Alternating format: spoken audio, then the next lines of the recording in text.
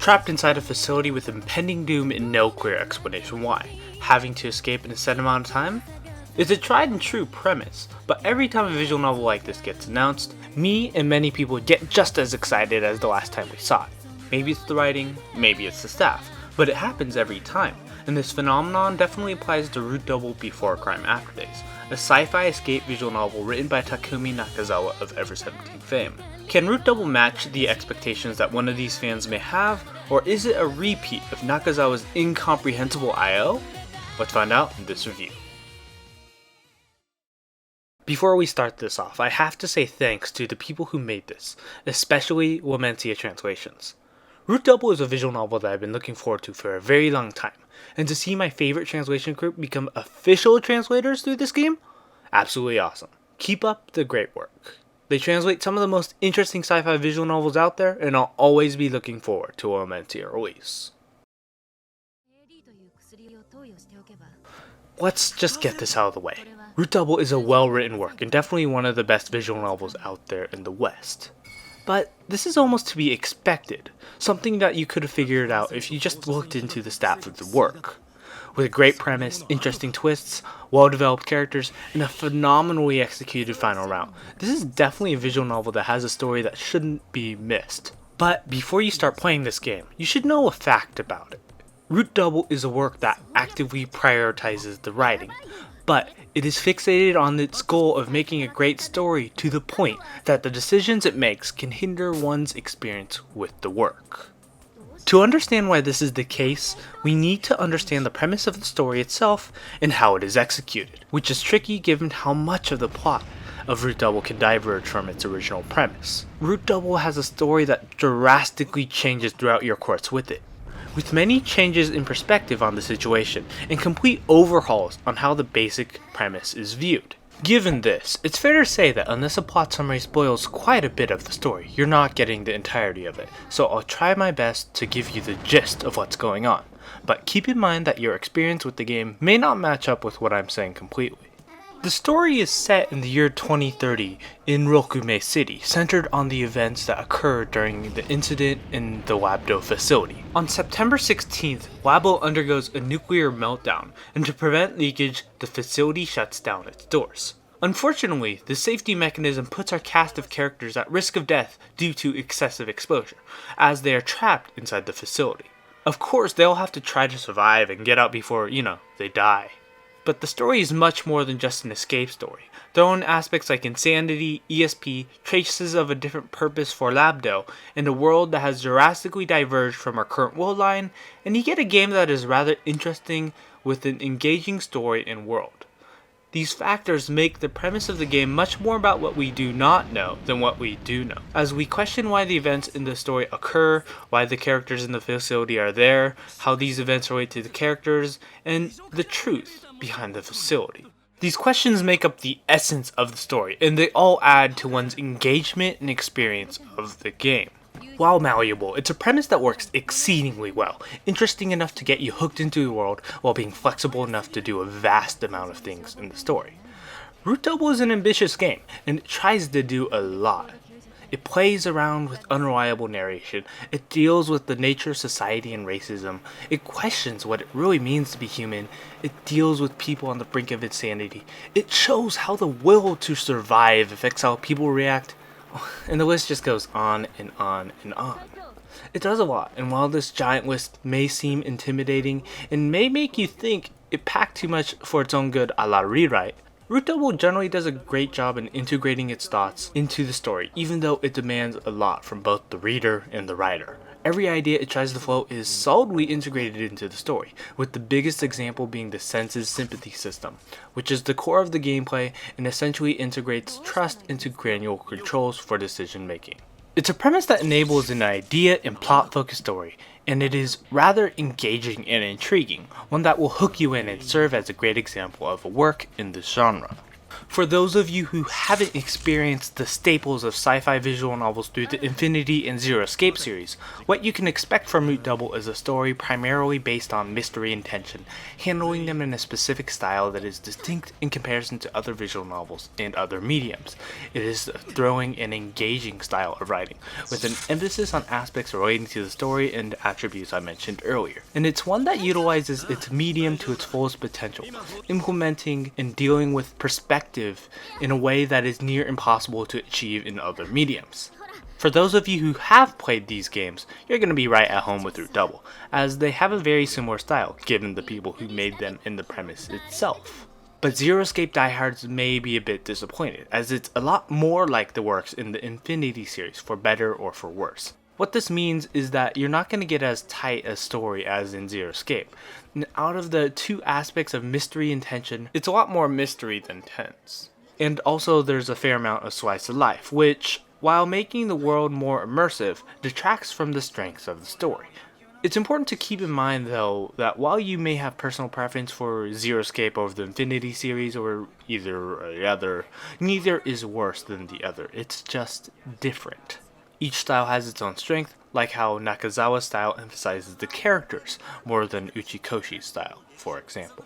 Root Double is a game that provides an engaging, immersive experience that I wish every visual novel could do, being interesting and exciting to the point that one feels compelled to do nothing but play the game, as the mystery and intrigue sucks you in and keeps you engaged. It was a blast to play through the mystery of the game.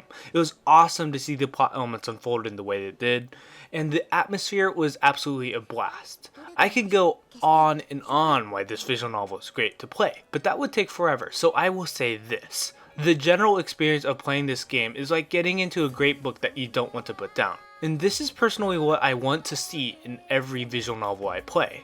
Root Double's experience in general is pretty awesome, and I really had a great time with the visual novel for the most part. That being said, the decisions regarding the experience that was made in Root Double add some quirks to the games, some being positive, while many of them being a negative. This game can feel like it's info dumping at times, the structure occasionally makes no sense, the game can be thematically inconsistent, but worst of all, the game has an Achilles heel, as it struggles to keep the suspension of disbelief intact. The source of these issues? The decision to emphasize the story over the experience.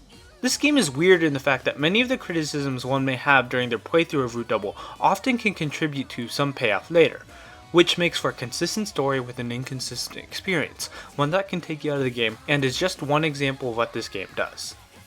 Another is in the second route, Route P, which, while mostly a slice of life route, flip-flops between two times, one past and one present, while the one in the past slowly approaches the time in the present. In the context of the experience, the best way to do this would have been a linear chronological experience that is consistent, but they went back and forth because they wanted to execute a specific plot twist. The twist was absolutely fantastic, but I think they could have executed it in a better way that did not compromise the experience, as it was not worth the expense to the experience. The other aspects listed are just as annoying, like the literal exposition dumps in the form of class lectures on topics that pretty much everyone knows about, instead of the aspects that aren't common knowledge or are something made up. I don't need an explanation on what nuclear radiation is, nor does anyone else in the modern world. Anyone playing this game should have an idea of what it is. We don't need a lecture on it.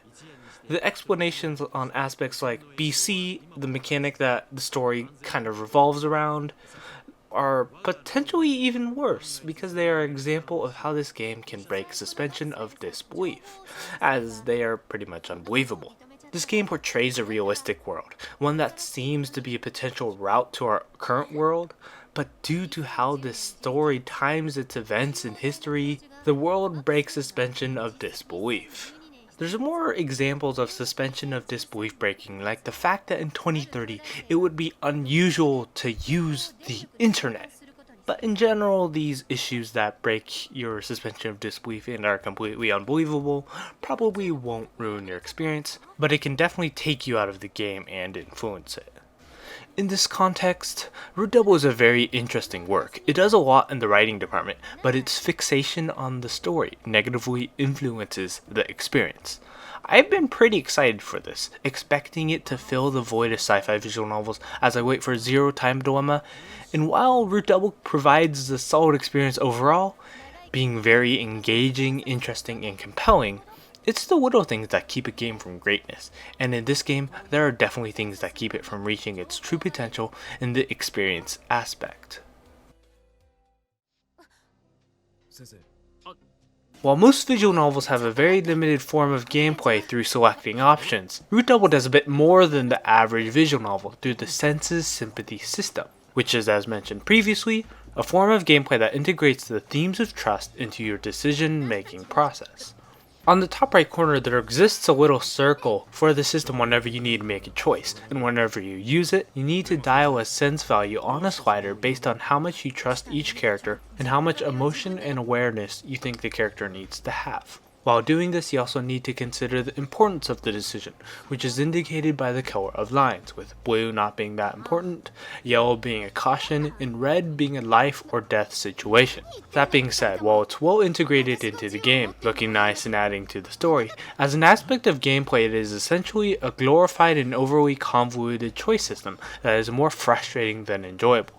This is due to some flaws that are fundamental to the nature of the system, attributes that make it unclear on what you're doing. You are just picking a value from min to max without any indicators. You never have any idea on what your value does, and it's flat out inconsistent at times, combining senses, trust, etc. into one system in a way that is impossible to know what any of it does. This makes the decision-making process flat out frustrating at times, and while the system seems cool from an outside perspective or story perspective, it's another example of story over experience, a frustrating system that Root Double probably would have been better without. That being said, this is a visual novel and the selection mechanism is not the only important aspect of gameplay, as the route structure is just as important to the game as any other attributes that are considered gameplay. Like Nakazawa's previous works, Ever 17 IO, Root Double doesn't particularly go through with the traditional visual novel structure that you're used to, but this is a bit more traditional than those. This game is broken up into 5 separate routes, Route A through Route E in a linear fashion. For your information, Route A is a mystery route, following Watase Kasagi as he goes through the events and regains his memories. It's a pretty big route and most of the enjoyable bad ends are here. Route B is a slice of life answer route, following Nasuhiko Tenkawa as he goes through the events of the incident, as well as his life in the week before. Route C is a transition between Route B and D, being a rather short route in a different perspective, but not much memorable content here. It's very short. And Route D is an answer/true route, the route that converges all of the above while going further into the story, the most important and most interesting one. And finally, Route E, which is essentially an epilogue route, showing you the epilogue content you may have unlocked through your decisions in the game. They're all solid routes, and the way that they interact together structurally is solid, but there's a weird quirk with them. You really should be going through Route A through Route E linearly, but the game gives you the option to start with Route B, which I highly recommend you not do so. Also, each routes have bad ends that are independent from other routes, and the decisions you make from them do not influence the others other than the epilogue content. The bad ends are some of the best I've seen, so I highly recommend you check them out. Also, the game has some nice touches, like the fact that the game automatically quick saves, which makes the experience that much more hassle-free, and it can tell you how to get back to where you're supposed to be, similar to Taiga Dojo from Fate Stay Night. So, even though the game can be seemingly frustrating due to the weird choice system, the gameplay experience isn't that bad overall.